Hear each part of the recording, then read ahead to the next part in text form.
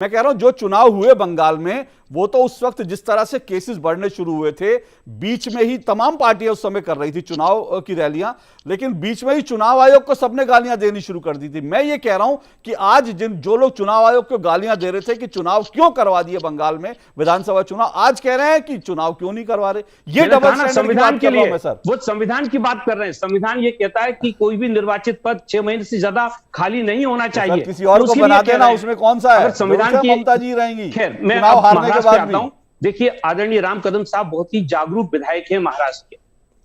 उनको ये बात बेहतर तरीके से मालूम है कि हर जिले पर क्राइसिस मैनेजमेंट कमेटियां हैं जो ये फैसला करती हैं कि वहां पर किस प्रकार से कोविड प्रोटोकॉल का पालन किया जाना चाहिए।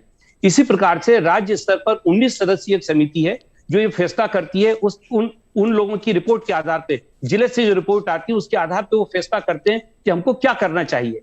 आज से एक लगभग 1.5 महीने पहले केंद्र सरकार को महाराष्ट्र सरकार की तरफ से इस बात की सूचना दी गई थी कि वहां महाराष्ट्र में आने वाले दिनों में उत्सव होंगे और उत्सव के लिए हमको गाइडलाइन चाहिए, क्योंकि क्राइसिस मैनेजमेंट कमेटी का यह ऑब्जर्वेशन था कि यदि हम इसको ओपन करेंगे तो शायद हो सकता है महाराष्ट्र में फिर से कोविड की जो लहर आने वाली है या आ सकती है, उसको रोकना मुश्किल होगा।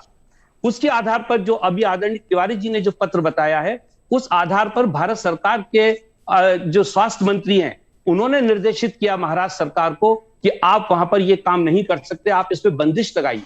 आप एक बात बताइए, जब हम लोग तो लगातार इस बात को कहते हैं कि केंद्र शासन के साथ हमारे जो भी केंद्र शासन के निर्देश होते हैं उसका पालन महाराष्ट्र सरकार करती है।